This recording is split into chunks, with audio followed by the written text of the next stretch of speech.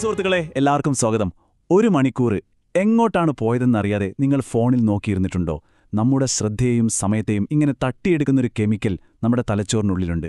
അതിനെ നിയന്ത്രണം എങ്ങനെ തിരിച്ചുപിടിക്കാമെന്നാണ് നമ്മളിന്ന് നോക്കാൻ പോകുന്നത്. അപ്പോൾ നമ്മൾ ആദ്യം ആരാണ് ഈ അദൃശ്യനായ സൂത്രധാരനെന്നും അത് നമ്മുടെ തലച്ചോറിനെ എങ്ങനെയാണ് മാറ്റുന്നതെന്നും നോക്കും. പിന്നെ ഈ വലിയ സന്തോഷങ്ങൾ തേടി പോകുന്നതിലെ അപകടമെന്താണ്, എങ്ങനെ ഒരു ഡോപ്പമിൻ റീസെറ്റ് തുടങ്ങാം, അവസാനം യഥാർത്ഥ സംതൃപ്തി എങ്ങനെ കണ്ടെത്താമെന്നും നമ്മൾ മനസ്സിലാക്കും. അപ്പോൾ നമുക്ക് നേരെ വിഷയത്തിലേക്ക് കടക്കാം, അല്ലേ?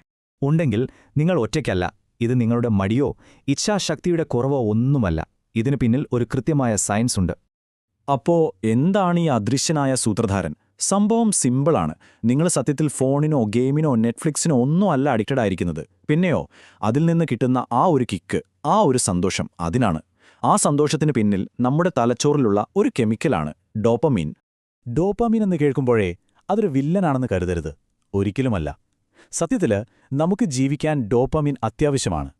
രാവിലെ എഴുന്നേറ്റ് എന്തെങ്കിലും ചെയ്യാൻ തോന്നുന്നത്, ഒരു കാര്യം പഠിക്കാനുള്ള താൽപ്പര്യം, ജീവിതത്തിൽ വിജയിക്കാനുള്ള ആ ഒരു ഡ്രൈവ്, ഇതിനെല്ലാം പിന്നിൽ ഡോപ്പമിൻ തന്നെയാണ്. അപ്പോൾ പിന്നെ എവിടെയാണ് പ്രശ്നം? പ്രശ്നം തുടങ്ങുന്നത് ഇവിടെയാണ്.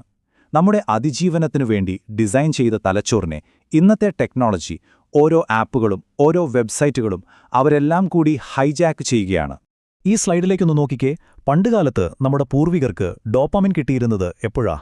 കഷ്ടപ്പെട്ട് ഭക്ഷണം കണ്ടെത്തുമ്പോൾ, ഒരു വീട് പണിയുമ്പോൾ, അല്ലെങ്കിൽ മറ്റുള്ളവരുമായി സംസാരിക്കുമ്പോൾ.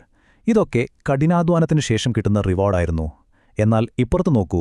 ഇന്നോ ഒരു പിസ്സ ഓർഡർ ചെയ്യുമ്പോൾ, സോഷ്യൽ മീഡിയയിൽ ഒരു ലൈക്ക് കിട്ടുമ്പോൾ, ഒരു നോട്ടിഫിക്കേഷൻ വരുമ്പോൾ, അതേ അളവിലുള്ള ഡോപ്പമിൻ ഒരു കഷ്ടപ്പാടുമില്ലാതെ നമ്മുടെ തലച്ചോറിലേക്ക് പമ്പ് ചെയ്യപ്പെടുകയാണ്. ഇത് നമ്മുടെ ബ്രെയിനിന്റെ വയറിംഗ് തന്നെ മാറ്റുകയാണ്. അതായത് നമ്മുടെ തലച്ചോറ് പതുക്കെ കത്തിത്തീരുന്ന ഒരു മെഴുകുതിരിയുടെ വെളിച്ചം ആസ്വദിക്കാൻ പഠിച്ചതായിരുന്നു. പക്ഷേ ഇപ്പോൾ എപ്പോഴും വലിയ വലിയ ഉത്തേജനങ്ങൾ കിട്ടിക്കൊണ്ടിരിക്കുമ്പോൾ തലച്ചോറ് അതിനോട് അഡിക്റ്റഡ് ആവുന്നു. പിന്നെ ആ വെടികെട്ട് എപ്പോഴും പ്രതീക്ഷിക്കാൻ തുടങ്ങും. അത് കിട്ടാതെ വരുമ്പോഴോ ഭയങ്കര ബോറടി, അസ്വസ്ഥത, ടെൻഷൻ ഇതൊക്കെ തോന്നിത്തുടങ്ങും.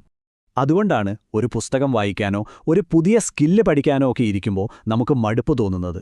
കാരണം നമ്മുടെ തലച്ചോറ് ആ പെട്ടെന്നുള്ള വെടിക്കെട്ടിനു വേണ്ടി കാത്തിരിക്കുകയാണ്. പണ്ട് നിങ്ങളെ ഭയങ്കരമായി എക്സൈറ്റ് ചെയ്യിപ്പിച്ചിരുന്ന പല കാര്യങ്ങളും ഇന്നൊരു സാധാരണ സംഭവമായി തോന്നുന്നുണ്ടോ? അതിനർത്ഥം നിങ്ങൾ മാറിയെന്നോ അല്ലെങ്കിൽ നിങ്ങൾക്കെന്തോ കുഴപ്പമുണ്ടെന്നോ അല്ല. നിങ്ങളുടെ ഡോപ്പമിൻ്റെ അളവ്, ആ ഒരു ബേസ് ലൈൻ താഴേക്ക് പോയതുകൊണ്ടാണ്. ഈ ചാർട്ട് കണ്ടാൽ സംഭവം കൃത്യമായി മനസ്സിലാവും.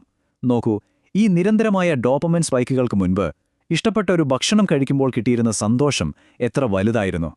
പക്ഷെ അതിനുശേഷം നോക്കൂ, അതേ ഭക്ഷണത്തിന് പഴയ സന്തോഷം തരാൻ പറ്റുന്നില്ല. അപ്പോൾ എന്ത് സംഭവിക്കും? ഒരു സാധാരണ ഫീലിംഗ് കിട്ടാൻ വേണ്ടി മാത്രം നമ്മൾ അതിലും വലിയ, അതിലും തീവ്രമായ അനുഭവങ്ങൾ തേടിപ്പോകാൻ തുടങ്ങും. ഇതൊരുമാതിരി കടലിൽ ദാഹിച്ചു വലയുമ്പോൾ ഉപ്പുവെള്ളം കുടിക്കുന്ന പോലാണ്. കുടിക്കുന്തോറും ദാഹം കൂടുകയുള്ളൂ, ഒരു രക്ഷയും ഉണ്ടാവില്ല. അതുപോലെയാണ് ഈ വില കുറഞ്ഞ സന്തോഷങ്ങളുടെ കാര്യവും. നിങ്ങൾ എത്രത്തോളം അതിനു പുറകെ പോകുന്നോ അത്രത്തോളം നിങ്ങളുടെ അവസ്ഥ മോശമാകും. ശരി, ഇതൊക്കെ നിർത്തിയാലോ എന്ന് വിചാരിക്കും. പക്ഷെ ഫോണൊന്ന് മാറ്റിവെച്ച് വെറുതെ ഇരിക്കാൻ നോക്കുമ്പോഴുള്ള ആ ഒരു അസ്വസ്ഥത, ശ്രദ്ധിക്കാൻ പറ്റാത്ത ആ ഒരു വെപ്രാളം, അതാണ് ഡോപ്പമീൻ വിത്ഡ്രോവൽ. അത് വെറും മാനസികമല്ല, ശാരീരികം കൂടിയാണ്. പക്ഷേ പേടിക്കേണ്ട, ഇതിനൊരു പരിഹാരമുണ്ട്. നമ്മുടെ തലച്ചോറിന് ഒരു റീസെറ്റ് ബട്ടൺ അമർത്താൻ പറ്റും.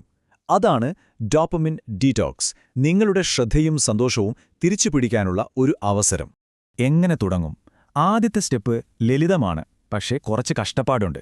ഈ വില കുറഞ്ഞ ഡോപ്പമിൻ കിട്ടുന്ന കാര്യങ്ങൾ, അതായത് social media, junk food, Netflix, ഇതിൽ നിന്നൊക്കെ ഒരു ബ്രേക്ക് എടുക്കുക. അപ്പോൾ തീർച്ചയായും നിങ്ങൾക്ക് ബോറടിക്കും. പക്ഷേ ആ ബോറടിയെ പേടിക്കേണ്ട. ഇതാണ് ഏറ്റവും പ്രധാനപ്പെട്ട കാര്യം. ആ ബോറടി ഒരു ശത്രുവല്ല, അതൊരു മരുന്നാണ്. നിങ്ങളുടെ ഡോപ്പമിൻ സിസ്റ്റം പതിയെ പതിയെ അതിന്റെ നോർമൽ ലെവലിലേക്ക് തിരിച്ചു വരുന്നു എന്നതിന്റെ സൂചനയാണത്. ഫോണില്ലാതെ ഒന്ന് പുറത്തു നടന്നു നോക്കൂ, അല്ലെങ്കിൽ ചുറ്റുമുള്ളതൊന്നും ശ്രദ്ധിക്കാതെ മൊബൈൽ നോക്കാതെ ഭക്ഷണം കഴിച്ചു നോക്കൂ. ഈ ചെറിയ മാറ്റങ്ങൾ മതി നിങ്ങളുടെ തലച്ചോറിന് പുതിയൊരു തുടക്കം നൽകാൻ. കുറച്ചു ദിവസങ്ങൾക്കുള്ളിൽ തന്നെ നിങ്ങൾക്ക് മാറ്റം കണ്ടു തുടങ്ങും. ശ്രദ്ധ തിരിച്ചുകിട്ടും. ചെറിയ കാര്യങ്ങളിൽ പോലും സന്തോഷം തോന്നി തുടങ്ങും. അപ്പോൾ നമ്മൾ ചെയ്യേണ്ടത് ഈ വില കുറഞ്ഞ ഡോപ്പാമിനു പകരം നമ്മൾ കഷ്ടപ്പെട്ട് നേടിയെടുക്കുന്ന ഡോപ്പാമിൻ തരുന്ന കാര്യങ്ങളിലേക്ക് ശ്രദ്ധ മാറ്റുക എന്നതാണ്. ഈ രണ്ട് തരം ഡോപ്പമിനും തമ്മിലുള്ള വ്യത്യാസം നോക്കൂ. വില കുറഞ്ഞ ഡോപ്പമിൻ എപ്പോഴും പുറത്തുനിന്നാണ് വരുന്നത്. അത് പെട്ടെന്ന് വന്ന് പെട്ടെന്ന് പോകും. അത് നിങ്ങളെ അതിനടിമയാക്കും. പക്ഷേ നേടിയെടുത്ത ഡോപ്പമിൻ അങ്ങനെയല്ല. അത് നമ്മുടെ ഉള്ളിൽ നിന്നാണ് വരുന്നത്. അത് നിലനിൽക്കുന്ന സംതൃപ്തിയാണ് തരുന്നത്.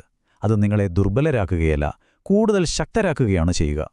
വ്യായാമം ചെയ്യുന്നത്, ഒരു പുസ്തകം വായിക്കുന്നത്, പുതിയ എന്തെങ്കിലും ഉണ്ടാക്കുന്നത്, ഒരാളെ സഹായിക്കുന്നത്, അല്ലെങ്കിൽ ഏറ്റെടുത്തൊരു ജോലി പൂർത്തിയാക്കുന്നത്, ഇതൊന്നും ചിലപ്പോൾ ആദ്യം അത്ര എളുപ്പമായിരിക്കില്ല.